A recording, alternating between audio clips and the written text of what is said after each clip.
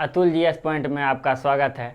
आज हम आपको बताएंगे तुगलक वंश के बारे में। इससे पहले के वीडियो में आपको तुगलक वंश के दो शासक फिर गयासुद्दीन तुगलक और मोहम्मद बिन तुगलक के बारे में बताए थे। उसके आगे आज बताएंगे तुगलक वंश जो था 1320 ईस्वी से 1414 ईस्वी तक क्या क्या था, भारत में शासन किया था। 1320 ईस्वी से 1414 ईस्वी तक, जिसमें कि सबसे पहले गयासुद्दीन तुगलक, उसके बाद मोहम्मद बिन तुगलक, उसके बाद फिरोज शाह तुगलक। सबसे पहले तुगलक वंश की स्थापना किसने किया था? गयासुद्दीन तुगलक ने। उसके बाद जब गयासुद्दीन तुगलक की मृत्यु हो गई तो उसके बाद कौन क्या था? मोहम्मद बिन तुगलक, जो कि क्या था, एक योग्य शासक भी था और बकलोल शासक भी था। उसे योग्य और बकलोल दोनों कहा जाता है। किसको? मोहम्मद बिन तुगलक को। उसके बाद जो अगला शासक बना फिरोज शाह तुगलक, यानी कि तीसरा शासक था। वो कौन वंश का? तुगलक वंश का, फिरोज शाह तुगलक। उन्होंने 1351 से 1388 ईस्वी तक शासन किया था। फिरोज शाह तुगलक जो था 1351 ईस्वी से 1388 ईस्वी तक क्या किया था? शासन किया था। फिरोज शाह तुगलक जो था दो बार अपना राज्याभिषेक करवाया था। एक बार 1351 ईस्वी में ठट्टा में राज्याभिषेक करवाया, उसके बाद फिर से ये क्या किया? दिल्ली में राज्याभिषेक करवाया।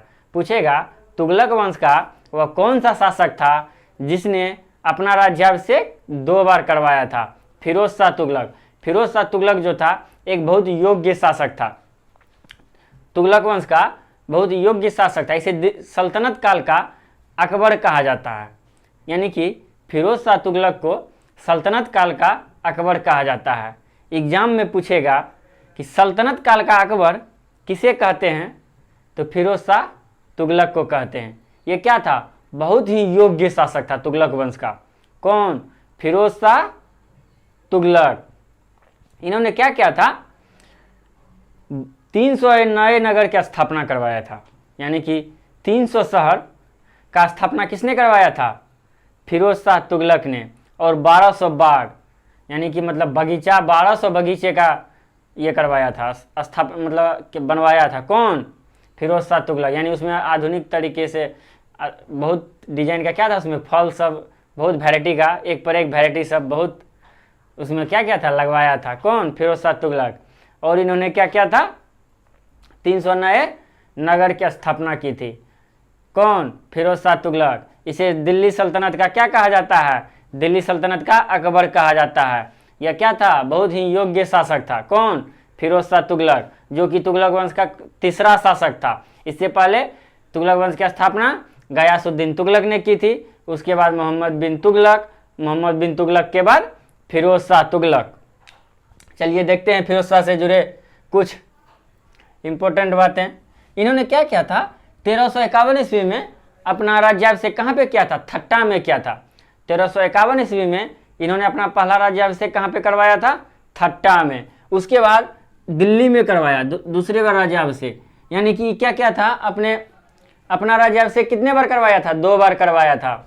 एग्जाम में क्या पूछेगा कि तुगलक वंश का वो कौन सा शासक था जिसने अपना राज्याभिषेक दो बार करवाया था? कौन था? फिरोज शाह तुगलक। इसका शॉर्ट नेम क्या है? FST। इसे शॉर्ट में FST भी कहते हैं। इन्होंने क्या किया था? ब्राह्मण पर भी जजिया कर लगाया था। ये फिरोज शाह तुगलक ब्राह्मण पर भी जजिया कर लगाया। यानी कि इसका जो माँ थी किसका? फिरोज शाह तुगलक का, वह क्या थी? एक ये थी सोनार। इसलिए इन्होंने क्या किया? सोनार ये हिंदू होने का इस पे ये ना लगे, आरोप ना लगे, इसलिए इन्होंने क्या किया था? ब्राह्मण पर भी जजिया कर लगा दिया था। यानी कि सबसे पहले जजिया कर 712 ईस्वी में जो भारत पर आक्रमण किया था मोहम्मद बिन कासिम, उन्होंने अरब आक्रमण, उसने क्या किया था? भारत पर जजिया कर लगाया था। और उसके बाद क्या किया? इन्होंने ब्राह्मण पर भी जजिया कर लगा दिया। जब मोहम्मद बिन कासिम ने 712 ईस्वी में जजिया कर लगाया था तो उन्होंने क्या किया था? इससे 5 लोगों को मुक्त रखा था, जिसमें बच्चा, बूढ़ा, विकलांग, महिला और ब्राह्मण।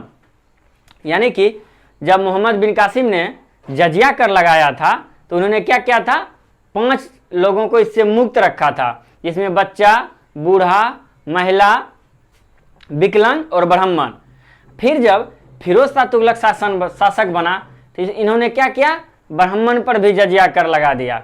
यानी कि एग्जाम में पूछेगा ब्राह्मण पर जजिया कर लगाने वाला शासक का क्या नाम था, तो फिरोज शाह तुगलक था। इन्होंने क्या किया था, ब्राह्मण पर भी जजिया कर लगाया था, क्योंकि इसकी मां क्या थी, सोनार थी, इसे हिंदू होने का आरोप ना लगे इसलिए इन्होंने क्या किया, ब्राह्मण पर भी जजिया कर लगा दिया। कौन, फिरोज शाह तुगलक। इन्होंने क्या किया, ब्राह्मण पर भी जजिया कर लगा दिया। इन्होंने टोपड़ा अभिलेख, हरियाणा में जो स्थित है टोपड़ा अभिलेख, और यूपी में मेरठ अभिलेख को इन्होंने क्या किया, दिल्ली में स्थापित कर दिया।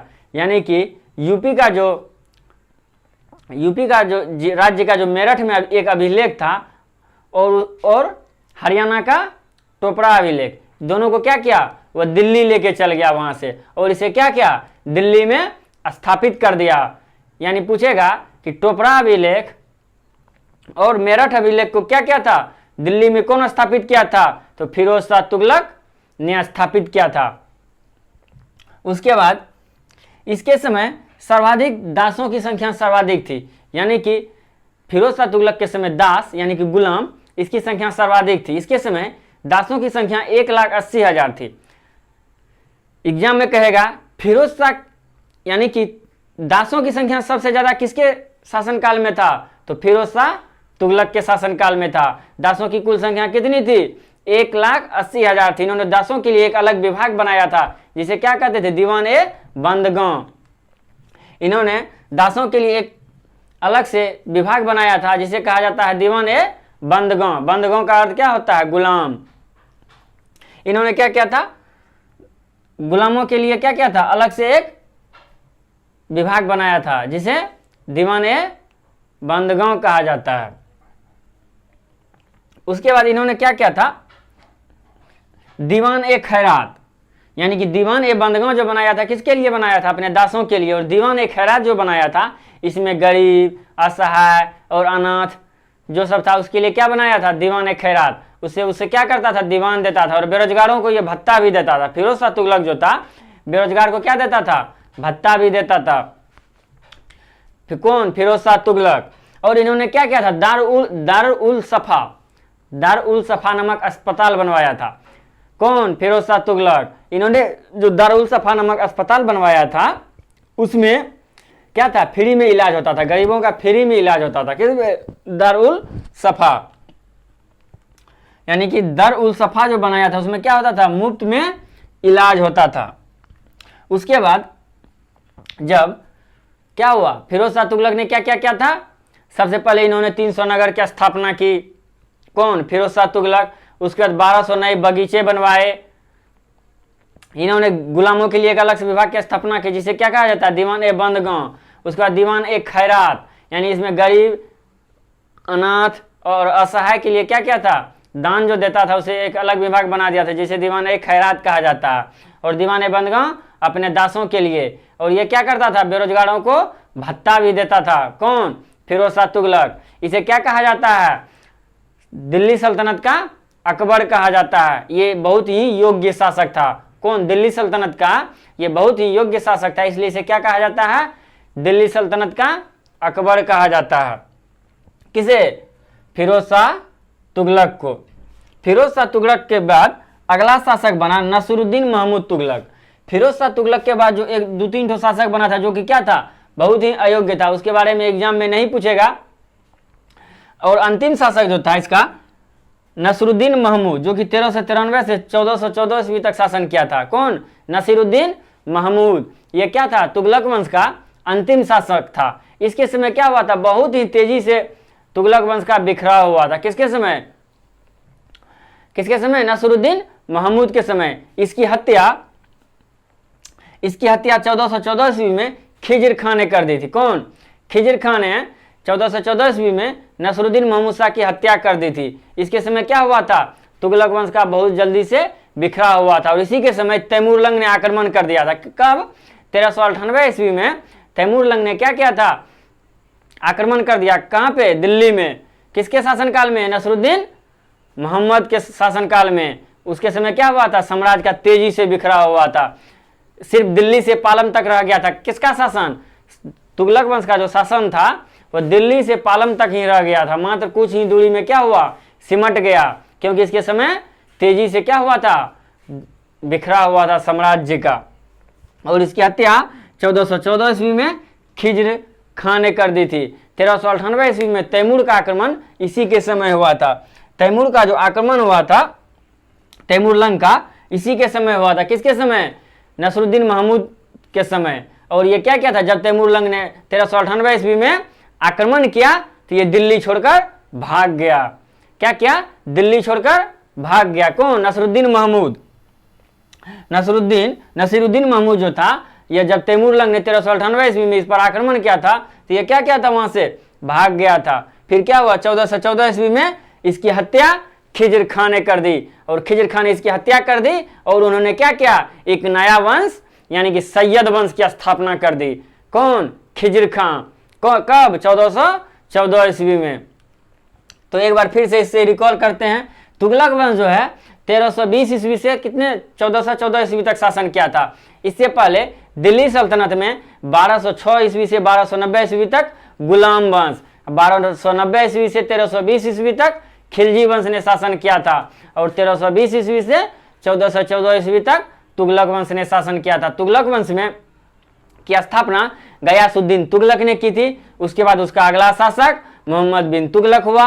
उसके बाद उसके अगला शासक फिरोज शाह तुगलक, जो कि क्या था, एक योग्य शासक था फिरोज शाह तुगलक। इसे दिल्ली सल्तनत का अकबर भी कहते हैं। इन्होंने क्या किया था, 300 नए नगर की स्थापना की थी। उसके बाद 1200 नए बागों की स्थापना की थी। इन्होंने इसके समय सर्वाधिक दासों की संख्या 1,80,000 थी। इन्होंने दासों के लिए एक अलग विभाग की स्थापना किया था, जिसका क्या नाम था, उसका नाम था दीवाने बंदगान। और दीवाने खैरात, गरीब, असहाय और अनाथ के लिए एक जो अलग से विभाग बनाया था उसे दीवाने खैरात कहा जाता है। ये क्या करते थे, बेरोजगारी भत्ता भी देता था, बेरोजगारों को बेरोजगारी भत्ता भी देता था। कौन, फिरोज शाह तुगलक। फिरोज शाह तुगलक ने कितने बार अपना राज्याभिषेक करवाया था, 2 बार, पहले ठट्टा में, उसके बाद दिल्ली में। इन्होंने हरियाणा में स्थित टोपरा अभिलेख और यूपी में स्थित मेरठ अभिलेख को इन्होंने क्या किया था, दिल्ली में स्थापित करवा दिया था। कौन, फिरोज शाह तुगलक। फिरोज शाह तुगलक की मृत्यु के बाद उसे क्या हुआ, अगला शासक नसीरुद्दीन महमूद बना। नसीरुद्दीन महमूद क्या था, एक अयोग्य शासक था। इसके समय क्या हुआ था, बहुत तेजी से साम्राज्य का बिखरा हुआ था और दिल्ली से पालम तक ही शासन सीमित रह गया था। 1398 ईस्वी में क्या किया था, इस पर तैमूर लंग ने आक्रमण किया था। जब तैमूर लंग ने इस पर आक्रमण किया था तो ये क्या किया था, छोड़कर भाग गया था वहां से। फिर 1414 ईस्वी में खिज्र खां ने इसकी हत्या कर दी और उसके तुगलक वंश के स्थान पर सैयद वंश की स्थापना कर दी। कौन, खिज्र खां ने। खिज्र खां ने क्या किया, इसके कौन वंश का स्थापना कर दिया, सैयद वंश का। तो अगले वीडियो में आपको फिर हम सैयद वंश के बारे में बताएंगे। अगले वीडियो में हम आपको सैयद वंश के बारे में बताएंगे। अगर यह वीडियो अच्छा लगा होगा तो इसे लाइक कीजिएगा, सब्सक्राइब कीजिएगा और शेयर कीजिएगा। फिर मिलेंगे अगले वीडियो में।